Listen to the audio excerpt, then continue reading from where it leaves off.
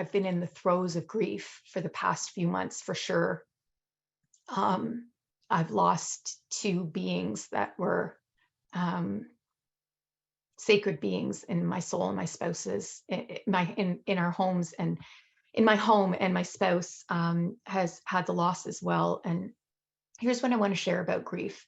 I think we fear grief, but it's inevitable that we will experience losses as a function of being alive, and death being the ultimate loss, though probably the one we fear the most as well. And my inner wisdom around how to cope with grief has actually strengthened through this process. And I feel it's important to acknowledge that sometimes the only way through grief and the only way to the other side is to just be, and to just allow for the passage of time to bring the healing.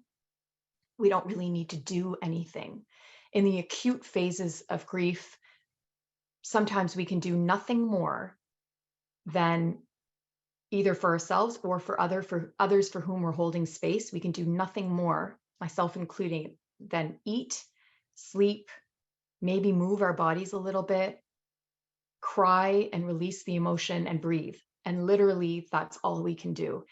And that's how it's been for me for a period of time. And then what I'll say is that on the other side of grief, I have awareness that there is freedom and expansion. Once we've moved through the grief, on the other side of it, for me, that's meant being able to make meaning of my losses and what it means to me in my life and my life moving forward.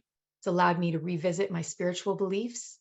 It's allowed me to understand and learn about my relationship with my spouse in a different way because we've faced this adversity together.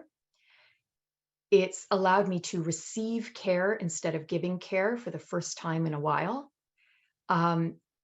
It's allowed me to pause and decelerate every single thing that I literally do in my life and see that the world is not going to fall apart if I say no. That has been a huge lesson as part of the freedom and the expansion in loss. And I've said, no, I can't. I refuse to. I'm not picking up your phone. I'm not answering this text more in the last few months than I have in the full decade of my life. And I'll just say that some call that space between sadness and expansion bittersweetness. And I just think that that's a really profound aspect of being through grief, is arriving at that place of stillness and bittersweetness. And 2 months into a very tough journey, I'm there.